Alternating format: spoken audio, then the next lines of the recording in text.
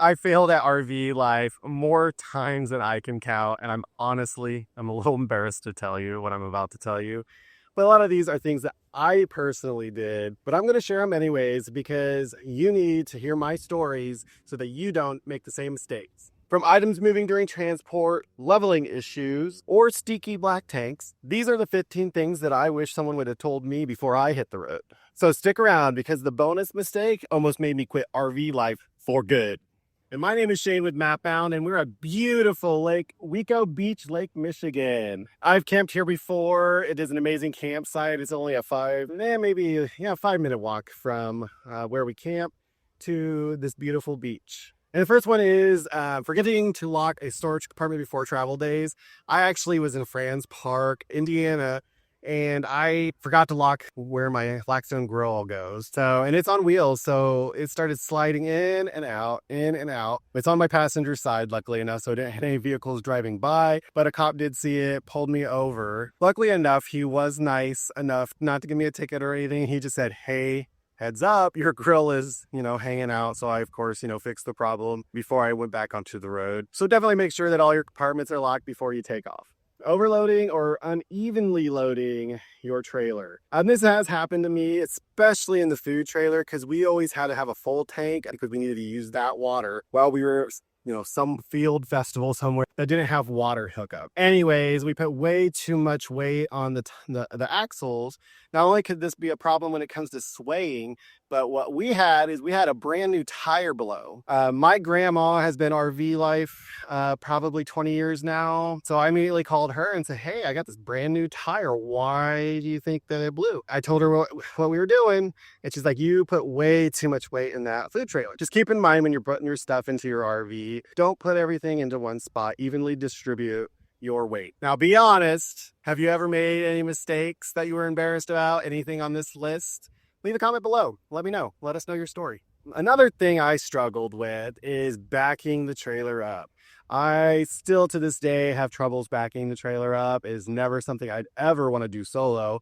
I always have a spotter, and I do plan on going solo, so I still got to figure that out. Whether I get a backup camera is going to be enough, not sure yet. But either way, it's something I still struggle with. Here's one thing to keep in mind is not only are you backing the trailer up, even if you have a spotter, sometimes you're going to get some looky-loos or people rooting you on, watching. It just makes the problem worse. So please don't do this to other people.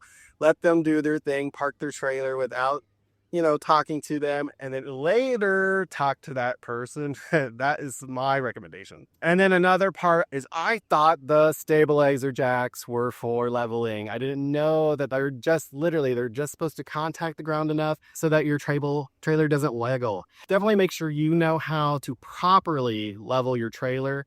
I got the Lego blocks, and basically you have to drive your trailer right up onto those Lego blocks and get a leveler out and make sure your trailer's level. It's very important to do so, especially when it comes to your black tank, the way it drains. A lot of your plumbing systems drain better when it's level, as well as things may not work as well, especially your fridge may not work if your trailer isn't level. The reason that a fridge wouldn't work is because most RV refrigerators are not Freon based. Instead, they are actually absorption refrigerators, and they work completely on a different principle, using gravity to move the fluids through the condensers.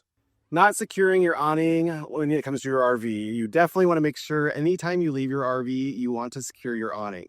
You never know if there's going to be a windstorm, thunderstorm. A lot of things can happen. It's one of the newbie things that I recommend you do not do.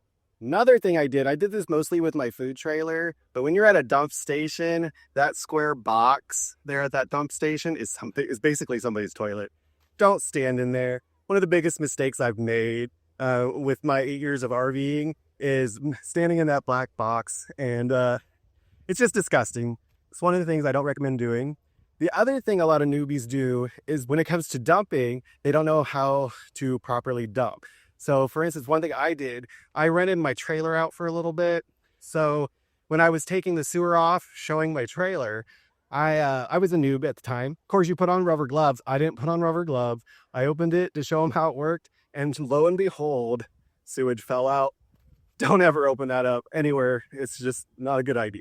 Leaving your lights on at night is one of the pet peeves a lot of campers have. I know sometimes people leave them on for security, but just keep in mind and be aware of your neighbors before you decide to leave your lights on all night. I actually did this the first time. In fact, it was this campground that I did that the first time, and I didn't think nothing of it. You just leave the lights on, just in case you have to go to the restroom or whatever. I don't like to use my toilet all the time because then you got to dump it. So another thing I struggled a lot with the food trailer is securing your items. We had mostly bottled water, mostly soda. So a lot of that stuff we had piled into the food trailer beforehand. So that would always knock around. We'd have bananas were stacked. We had frozen chocolate bananas. Those would move around all the time. And I can't even tell you how many crock pots we replaced. The crock pots we used to melt the chocolate to dip the bananas in. So we had, I believe it was 3 total that we had to replace. So make sure everything you do have before towing day is secure. Now, this is something I've struggled with a lot, but not adding enough water to your black tank.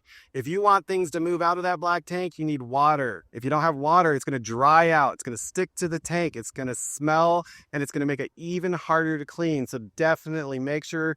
I generally add about 4 gallons of water. Some people say you can do less, but I think 4 gallons is a good rule of thumb. And then, of course, keep in mind, you're going to want to flush the tank out after each dump anyways too as well, because once you dump it, all the heavy stuff that you don't want in that tank is going to be at the top of the water. So once you dump it, it's going to stop at the bottom. So when you flush the tank, it's actually going to force that stuff that's stuck out of your tank. The other thing too is you could be dumping water in your toilet as somebody's flushing. It's a 2-person job doing it this way. That way it helps clean the tank out through. My grandma actually gave me that advice. Like I said, she's been doing it for 20 years, so I'm pretty sure she knows what she's doing. Now, generators, my first generator, and it was one of my biggest mistakes, was a big old cheap generator I got online. It was the loudest generator I could ever think of, and it was big and heavy. When we bought the generator, we didn't even think about when we signed up for festivals for the food trailer that they're going to have a noise decibel level that a lot of generators can't go over. That generator would not pass. And I know a lot of campgrounds have the same issue too as well. So what we ended up getting was an inverter. This generator is a lot quieter and it's lighter. It was also on wheels. So that inverter actually worked out for us. And another thing about a generator is don't ignore the heat. I was stupid enough. I had a Chevy Silverado and we got a gig where we were able to park at a convenience store for the lunch hour. So I put a generator in the back of my truck bed, which was that really heavy, loud one. Since it was so close to my truck bed, it got so overheated, it actually melted my truck liner and it started spraying gas all over my truck bed because it was so hot that it was just melting some of the components. Luckily enough, we didn't start a fire, but oh my gosh, did that scare me to death? Don't do that. Learn from my mistake. Now, this one I didn't do. I did learn this pretty early on, but you do need to have a pressure regulator on your fresh water tank hose. You never know when you're going to another campground and what kind of pressure you're going to get. And if it's too much pressure, it can damage your RV, leaving pipes to leak with possible water damage because of it, and possibly flooding your RV. Not checking tire pressure before driving. I told you about the only time I've had an issue with a tire was that one time with the food trailer. It was a new tire. Ever since then, I have been pretty good at making sure I look at the tires before a trip. Or another is don't use household chemicals on your RV.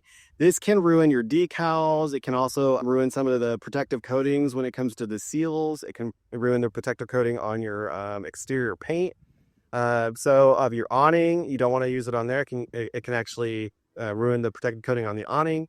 So definitely don't use household cleaners unless you know for sure that it's gentle enough and safe enough to use without damaging your rig. Campsites also have boundaries, and they have boundaries for a reason. So one camp etiquette thing that I've never done this, but I've seen other people do it, so I just wanted to make sure I mentioned it. Stay in your boundaries. Don't walk through people's campsites.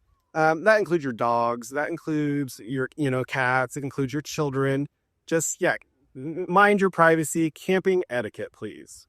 Another one is using household extension cords is a bad idea. A lot of times they're not going to be able to handle the load of the electricity as well as if you got a cord that was more compatible with your RV. So they can burn those cords out too as well, and it could even possibly start a fire. So definitely do not use household cords with your RV. And another pet peeve of mine that newbie campers a lot of times you'll see do, leaving their fire not properly distinguished or unintended for long periods of time with no recourse or even thought of mind about it. Something that's really a big pet peeve of mine. I love having a campfire, but please let's do it safely, okay? Now, the biggest one that I've ever done is I've actually hit another trailer with my trailer. And if you watched other videos of mine, you've heard this story. So I apologize, but I'm going to go ahead and tell it because I went to Nashville, Tennessee with my sister. I've never hauled a trailer before in my life. We were taking off, super excited. There was a gentleman and a few other people hooting and hollering and everything. And I pulled over and I said, hey, do you mind moving your trailer just a little bit this way so that I can get by safely? Well, anyways, he wasn't having anything to do with it. It's like, oh no, you got this. And they were all hooting and hollering. So of course, I'm just like, okay, fine, I'll try it. Went and tried it. And sure enough, bam, hit the trailer. So right out of the gate, I'm driving a brand new 8,000-pound food trailer with a nice little dented gash on the side. Now, he had one of them big, huge steel trailers. It wasn't an RV, so it actually had no damage, so I didn't have to worry about his rig. But at the same time, it was still very discouraging that the first time I drove a trailer, I wrecked it. Learned from my mistake, but hey, look, I've been hauling trailers ever since. I haven't looked back, and I'm glad I did. Now, I know you're not going to make these mistakes, and I hope you learn from some of these stories that I've told you. I definitely have plenty of stories. My name is Shane with MapBound. Thanks for watching and subscribe for the ride. It's going to be a show.